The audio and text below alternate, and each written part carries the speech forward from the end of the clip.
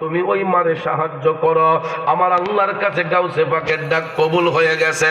মা যখন কাশফুল কুলুব দ্বারা অন্তর চক্ষু দিয়া যখন ওই কবরের মধ্যে দৃষ্টি দিছে, আমার গাউসে পাকের মা, আমার গাউসে পাক যখন আল্লাহর কাছে অ্যাপ্লিকেশন কইরা কাঁদতেছে, আল্লাহ তাআলার কাছে মায়া হয়ে গেছে। ওই মায়ের অন্তর চক্ষু খুলে গেছে।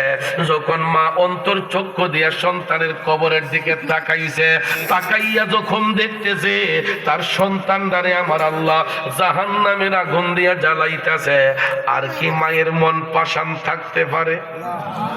একটা চিৎকার মেরে মা গাউসে পাকরে কই, হুজুর আমার জাদুমণি কষ্ট দিলে তো আমি মার দিলেই দিছে, আমার কারণে যদি আল্লাহ তাআলা আমার সন্তানরে এইরকম আগুন দেয়া জ্বালায়, তাইলে হুজুর আমি এই আগুন চাই না, আমি অন্তর দিয়ে আমার সন্তানরে মাফ কইরা দিলাম। ও মায়ের একদার দুধের দাম কাঠিয়া গায়ের চাম, একদার দুধের দাম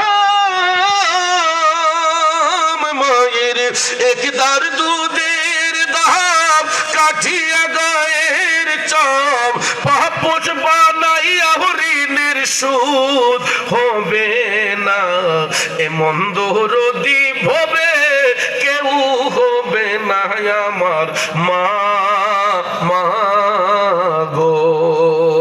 কথা বলেন ঠিক কিনা?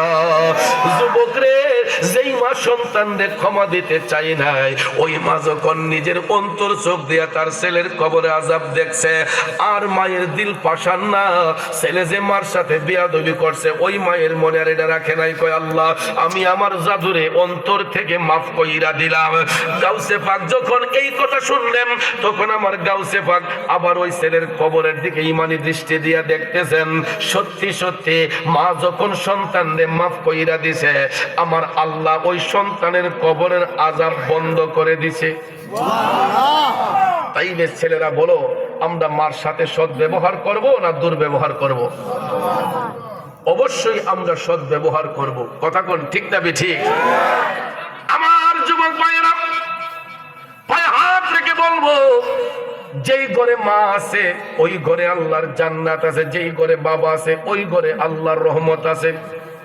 আজকে ওই সন্তানগুলা বড় অসহায়, যার ঘরে বাবা নাই, যার ঘরে মা নাই, এই সন্তানগুলা বড় কষ্টের দিন কাটায়, রাত কাটায়। কারণ সব শূন্যস্থান পূরণ করা যায়, পৃথিবীর সব শূন্যস্থান পূরণ করা যায়, কিন্তু মা বাবার আসনটা কোনো জিনিস দিয়ে পূরণ করা যায় না। কথা কোন ঠিক কিনা?